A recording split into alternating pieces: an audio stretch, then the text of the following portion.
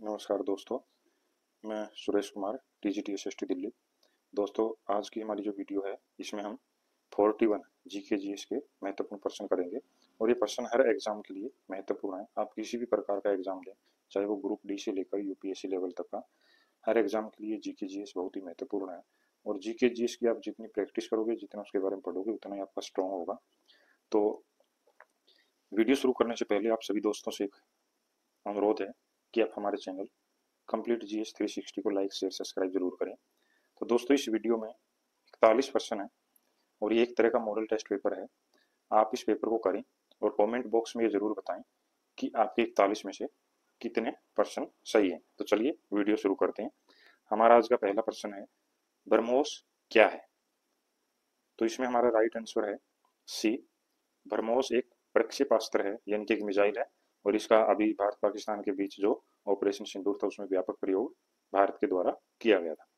दूसरा प्रश्न है, निम्न में से कौन सा एक राज्य के नीति निर्देशक सिद्धांतों का उद्देश्य नहीं है? तो इसमें से हमारा जो राइट आंसर है वो सी है। एक धार्मिक राज्य की स्थापना करना ये राज्य नीति निर्देशक सिद्धांत नहीं है।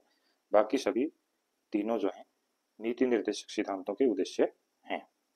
प्रश्न नंबर 3 है, भारत में गरीबी का स्तर निर्धारित होता है, यानी कि भारत में गरीबी कैसे निर्धारित की जाती है?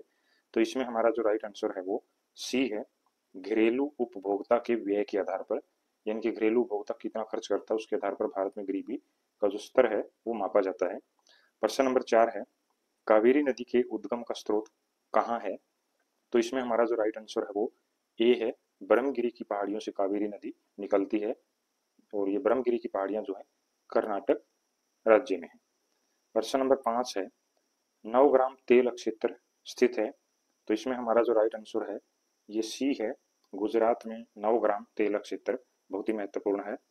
प्रश्न नंबर 6 है, महावेली गंगा एक नदी है, तो ये किस देश की एक नदी है? तो इसमें हमारा जो राइट आंसर है वो बी है।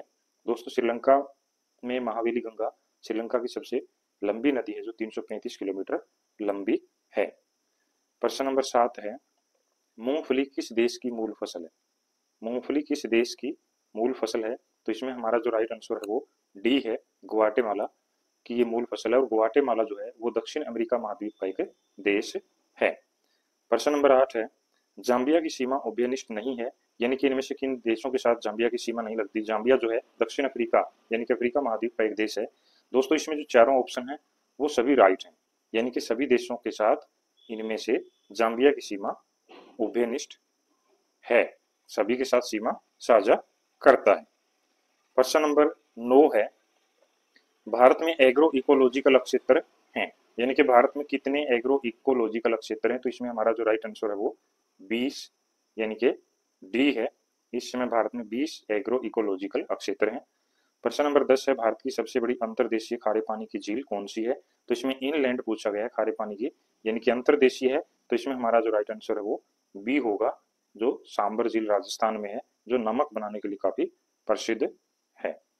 प्रश्न नंबर 11 है, केंद्रीय शुष्क भूमि अनुसंधान संस्थान कहाँ स्थित है? तो इसमें हमारा राइट आंसर है बी, जोधपुर में है ये, और 1959 में इसकी स्थापना की गई थी, जो केंद्रीय शुष्क भूमि अनुसंधान संस्थान है।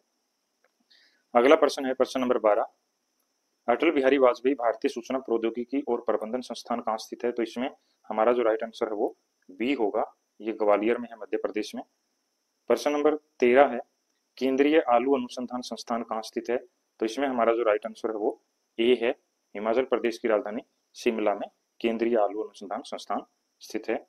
प्रश्न नंबर 14 है, भारत की प्रथम पंचवर्षीय योजना जो 1951-56 में बनाई गई थी वो किस आर्थिक मॉडल पर आधारित थी? तो इसमें हमारा जो राइट आंसर है वो बी होगा, हेरोड डोमर मॉडल पर इस योजना को बनाया गया था। प्रश्न नंबर 15 है, बिहू नृत्य किस भारतीय राज्य से संबंधित है? तो इसमें हमारा जो आंसर होगा वो सी है, बिहू असम से संबंधित है। प्रश्न नंबर 16 है, घूमर नृत्य मुख्य रूप से किस भारतीय राज्य से प्रचलित है? तो घूमर जो है बी, राजस्थान का बहुत ही प्रसिद्ध लोक नृत्य है। प्रश्न नंबर 17 है, भारत में सीमा शुल्क कस्टम ड्यूटी को नियंत्रित करने के लिए कौन सा अधिनियम लागू किया गया? तो इसमें हमारा राइट आंसर है सी, सीमा शुल्क अधिनियम 1962 में लागू किया गया। प्रश्न नंबर 18 है सीमा शुल्क विभाग का मुख्य कार्य क्या होता है? तो इसमें हमारा जो राइट आंसर है वो बी है, सीमा पार वस्तुओं के आवागमन को नियंत्रित करना और शुल्क वसूलना जो है ये कस्टम विभाग का काम होता है। प्रश्न नंबर 19 है ट्रांसपेरेंसी इंटरनेशनल की रिपोर्ट के अनुसार 2024 के भ्रष्टाचार धारणा अनुसार सूचकांक में भारत किस स्थान पर रहा? तो इसमें हमारा जो राइट आंसर है वो सी 96 में स्थान पर रहा था। प्रश्न नंबर 20 है हाल ही में भारत के नए मुख्य चुनाव आयुक्त के रूप में किसे नियुक्त किया गया है? तो इसमें हमारा जो राइट आंसर है वो सी होगा, ज्ञानेश कुमार, जिनको अभी नया मुख्य चुनाव आयुक्त भारत का बनाया गया है और ये 2029 तक रहेंगे। प्रश्न नंबर 21 है हाल ही में जलवायु जोखिम सूचकांक 2025 की संस्था द्वारा जारी किया गया? तो इसमें हमारा right answer C German Watch नामक जो संस्था है उसने सूचकांक जारी किया। प्रश्न नंबर 22 है चतुर्थ बौद्ध संगीति परिषद कहाँ पर आयोजित हुई? तो 4 बौद्ध धर्म से संबंधित सभाएं हुई थी, तो उनमें चतुर्थ कहाँ पर हुई थी, किसके शासन काल में हुई थी? तो इसमें हमारा राइट आंसर ए है, ये कनिष्क के शासन काल में हुई थी और ये कश्मीर के कुंडल वलन में हुई थी। प्रश्न नंबर 23 है उस वीर भारतीय राजा का नाम बता जिसको सिकंदर ने झेलम के तट पर पराजित किया था और सिकंदर का उसने बहादुरी से सामना किया था। तो इसमें हमारा जो राइट आंसर है वो बी है, पोरस। प्रश्न नंबर 24 है वैदिक कर्मकांड में होता का संबंध है, यानी कि वैदिक कर्मकांडों में होता क्या होता है? तो इसमें है बी जो यजुर्वेद है उसमें जो मंत्र दिए गए हैं उनका उच्चारण करने वाले को होता कहा जाता है। प्रश्न नंबर 25 है शक संवत प्रारंभ होता है। दोस्तों ये शक संवत जो है ये 78 ईस्वी, ए हमारा राइट आंसर है, 78 ईस्वी से प्रारंभ होता है और इसको भारत का राष्ट्रीय संवत यानी कि राष्ट्रीय कैलेंडर माना गया है और इसकी शुरुआत कुषाण वंश के प्रसिद्ध शासक कनिष्क ने की थी। प्रश्न नंबर 26 है कौन सा हड़प्पीय नगर 3 भागों में विभाजित है? तो इसमें हमारा राइट आंसर सी है, धोलावीरा, जो गुजरात में है। जो हड़प्पा सभ्यता से संबंधित नगर थे वो आमतौर पर 2 भागों में बटे हुए थे, लेकिन धोलावीरा एकमात्र ऐसा नगर था जो 3 भागों में विभाजित था। प्रश्न नंबर 27 है सुभाष चंद्र बोस ने स्वतंत्र भारत की अंतरिम सरकार की स्थापना की घोषणा कब की थी? तो इसमें हमारा राइट आंसर है ए 21 अक्टूबर 1943 को। प्रश्न नंबर 28 है शारदा अधिनियम में लड़कियों एवं लड़कों के विवाह की न्यूनतम आयु निर्धारित की गई थी। तो इसमें हमारा राइट आंसर बी होगा, 14 वर्ष और 18 वर्ष। ये शारदा अधिनियम जो है 1929 में बनाया गया था।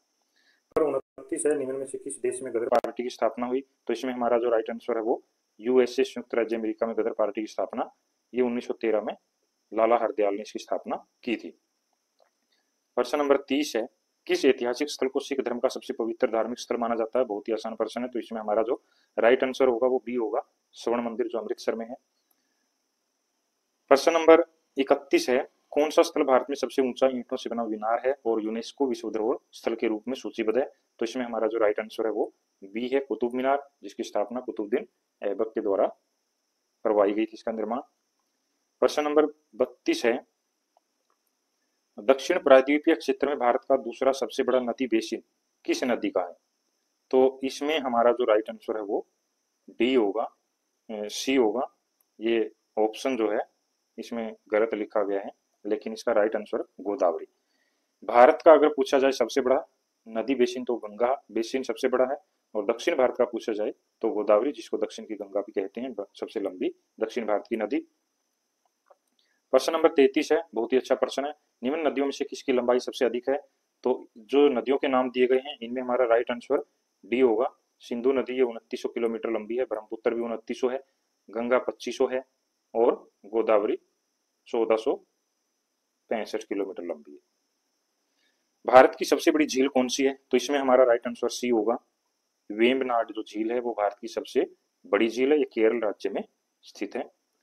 प्रश्न नंबर 35 है चौरी चौरा किस जनपद में स्थित है? तो इसमें हमारा राइट आंसर होगा बी गोरखपुर उत्तर प्रदेश और यहाँ पर 5 फरवरी 1922 की चौरा चौरी की घटना हुई थी। प्रश्न नंबर 36 है सदन के दोनों सदनों की संयुक्त बैठक की अध्यक्षता कौन करता है? तो इसमें हमारा जो राइट आंसर है वो लोकसभा अध्यक्ष सी आएगा, दोनों सदनों का संयुक्त अधिवेशन की अध्यक्षता करता है।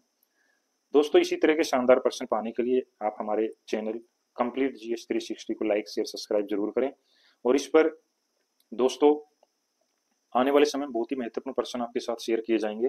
ये सभी प्रश्न जो है अपने अनुभव के आधार पर तैयार किए गए हैं, ये कोई कट कॉपी पेस्ट नहीं है। तो आने वाले समय में और भी शानदार प्रश्न आपको मिलने वाले हैं, जो सभी जीके जीएस के एग्जाम्स के लिए बहुत ही महत्वपूर्ण रहने वाले हैं। तो अगला प्रश्न है प्रश्न नंबर 37, निम्न में से कौन सा एक संवैधानिक निकाय नहीं है? तो इसमें हमारा जो राइट आंसर है वो सी आएगा, नीति आयोग। जो वित्त आयोग, लोक सेवा आयोग, चुनाव आयोग है, इनका उल्लेख संविधान में है, जबकि नीति आयोग का संविधान में कोई उल्लेख नहीं है। प्रश्न नंबर 38 है, निम्न में कौन भारतीय गणतंत्र का प्रमुख है? बहुत ही आसान प्रश्न है। तो इसमें हमारा राइट आंसर ए है, भारत का राष्ट्रपति, उसको भारतीय गणतंत्र का प्रमुख माना गया है। प्रश्न नंबर 39 है, वह क्रिया जिसके द्वारा पौधे अपना भोजन तैयार करते हैं? तो ये बहुत ही आसान प्रश्न है। तो इसका हमारा राइट आंसर सी है, प्रकाश संश्लेषण इसको कहते हैं। प्रश्न नंबर 40 है, पेशी थकान के लिए निम्न में से कौन उत्तरदायी है? यानी कि जब हम काम करते हैं उसके बाद हमारी मांसपेशियों में थकान हमें अनुभव होती है, तो उसके लिए कौन सा एसिड जो है उत्तरदायी होता है? तो इसमें हमारा जो आंसर है वो डी है, और लैक्टिक एसिड के कारण जो है हमें थकान महसूस होती है। तो आप कमेंट बॉक्स में ये जरूर बताएं दोस्तों कि आपके कितने प्रश्न 41 में से सही हैं। प्रश्नों से संबंधित अगर आपका कोई भी सुझाव या कोई भी प्रश्न है तो आप कमेंट जरूर करें। प्रश्न नंबर 41 है, निम्न में से कौन सा कथन सही नहीं है? ये भूगोल का प्रश्न है। तो इन अगर चारों ऑप्शन को हम देखेंगे तो इसमें हमारा जो राइट आंसर है वो डी आएगा, डी सही नहीं है। पृथ्वी की सतह के लगभग 97% भाग पर पानी है, जो बिल्कुल गलत है। ये पृथ्वी के 71% भाग पर पानी है। तो ये थे हमारे